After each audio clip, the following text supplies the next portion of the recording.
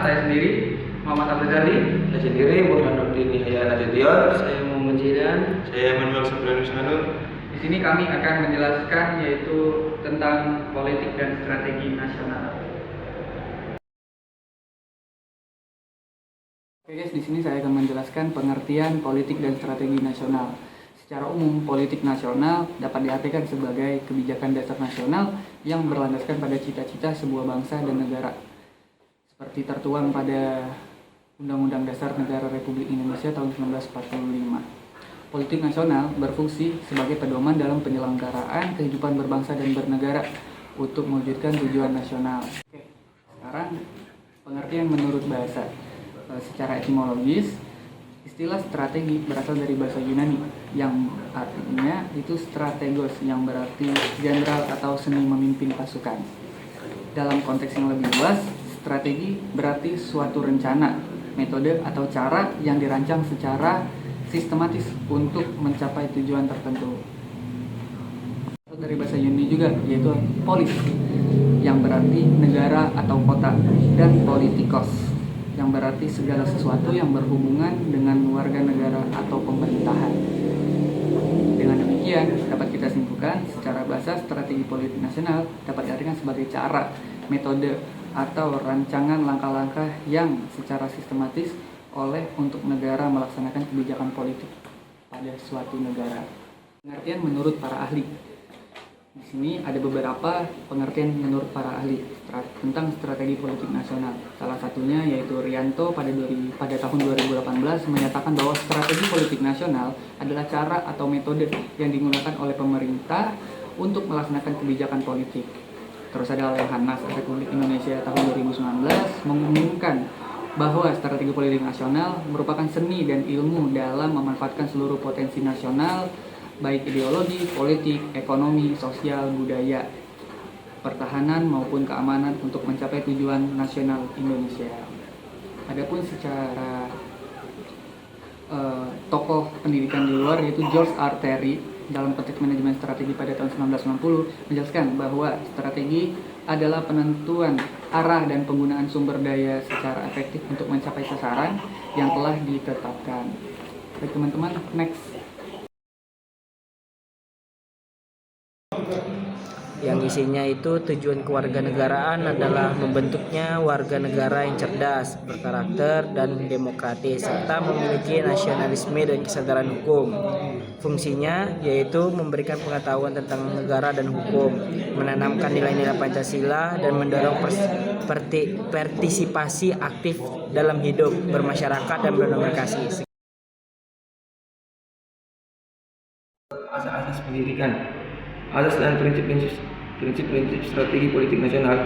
Strategi politik nasional tidak dapat dilepaskan dari nilai-nilai dasar yang menjadi fondasi kehidupan berbangsa dan bernegara. Dalam penyusunan strategi politik nasional harus berlandasan pada asas dan prinsip-prinsip dasar yang mengatur arah, sifat, serta cara pelaksanaannya. 1. Asas-asas strategi politik nasional. Landasan pokok atau pedoman utama yang dijadikan acuan dalam merancang dan melaksanakan strategi politik nasional. Asas-asas strategi politik nasional Indonesia meliputi beberapa unsur utama berikut. 1. Asas Pancasila. 2. Asas kontribusional. 3. Asas wawasan Nusantara. 4. Asas ketahanan nasional. 5. Asas demokrasi Pancasila. 2. Prinsip-prinsip strategi politik nasional. 1. Prinsip integrasi. 2. Prinsip keterpaduan dan kesinambungan. 3. Prinsip kemandirian. 4. Prinsip partisipatif. 5. Prinsip efektivitas dan efisiensi. 6. Prinsip keadilan dan keseimbangan. 7. Prinsip adaptif dan antisipatif. Implementasi berarti proses penerapan atau pelaksanaan suatu kebijakan ke dalam tindakan nyata dalam kehidupan berbangsa dan bernegara. Implementasi strategi politik nasional adalah proses menjalankan kebijakan politik negara melalui program, rencana, dan aktivitas nyata yang melibatkan seluruh unsur kekuatan nasional, baik dari pemerintah, masyarakat, maupun sektor dunia usaha. Yang pertama, mewujudkan tujuan nasional sesuai pembukaan Undang-Undang Dasar 1945, seperti melindungi bangsa, memajukan kesejahteraan, mencerdaskan kehidupan, dan menjaga perdamaian dunia. Yang kedua itu menjamin keterpaduan antara sektor dan wilayah melalui koordinasi antara pusat, daerah, dan sebagai bidang pembangunan. Tiga, meningkatkan efektivitas kebijakan nasional agar pelaksanaannya lebih efisien, terukur, dan mencapai hasil yang diinginkan. Yang empat, menjaga kestabilan nasional dengan mencegah konflik kepentingan serta menjaga keseimbangan antara individu, kelompok, dan negara. Di sini saya akan menjelaskan kembali tentang tahapan implementasi strategi politik nasional. Menurut Suryadi tahun 2020 dan Rianto 2018, implementasi strategi politik nasional dilaksanakan melalui beberapa tahapan, yaitu yang pertama ada perumusan kebijakan strategis, yang dimana tahap ini melibatkan penyusunan arah kebijakan politik negara yang bersumber dari nilai-nilai Pancasila dan Undang-Undang Dasar 1945.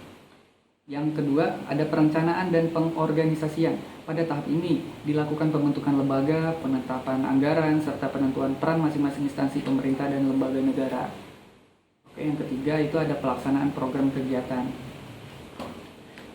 Di sini tahap pelaksanaan mencakup implementasi konkret dari kebijakan yang telah dirumuskan, seperti penyelenggaraan program, pembangunan nasional, reformasi birokrasi, peningkatan pelayanan publik, dan penguatan demokrasi. Yang keempat, itu pengawasan dan evaluasi. Tahap ini bertujuan untuk memastikan bahwa pelaksanaan strategi politik nasional sesuai dengan rencana dan tidak menyimpang dari tujuan nasional. Evaluasi dilakukan oleh lembaga negara seperti Bappenas, Kementerian Dalam Negeri, serta lembaga pengawasan independen lainnya.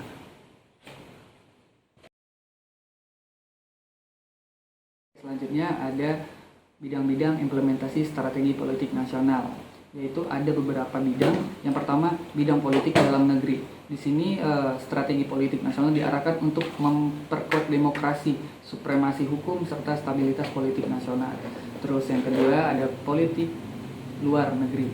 Bidang ini menerapkan strategi politik luar negeri bebas aktif, artinya tidak memihak kekuatan besar manapun, namun tetap aktif dalam upaya menjaga perdamaian dunia.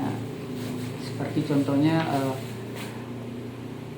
kemarin TNI kita itu dikirim di Palestina, bukan maksudnya untuk membantu Palestina untuk penyerangan, tapi itu untuk menjadi penengah, sebagai penengah di perang tersebut. Terus ada bidang ekonomi nasional. Strategi politik di bidang ekonomi diarahkan untuk membangun sistem ekonomi yang lebih baik, yang berkeadilan, mandiri, dan berdaya saing global. Lanjut, yang keempat itu ada bidang sosial dan budaya. Di sini implementasi strategi politik nasional dalam bidang sosial dan budaya bertujuan untuk memperkuat karakter bangsa, memperkokoh persatuan, serta menanamkan nilai-nilai Pancasila. Seperti yang kita ketahui bahwasanya negara kita kan beragam suku, bahasa, budaya yang harus kita jaga sampai akhir hayat. Yang kelima itu ada bidang pertahanan dan keamanan.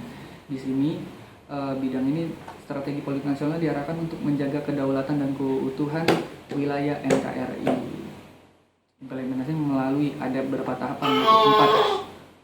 Pembangunan kekuatan pertahanan berbasis sistem pertahanan rakyat semesta, terus modernisasi alat utama sistem senjata, alutsista, terus peningkatan profesionalisme TNI. Oke teman-teman, terima kasih semuanya sudah menyimak. Semoga ilmu yang kami sampaikan bermanfaat. Sekian dari kami. Wassalamualaikum warahmatullahi wabarakatuh. See you.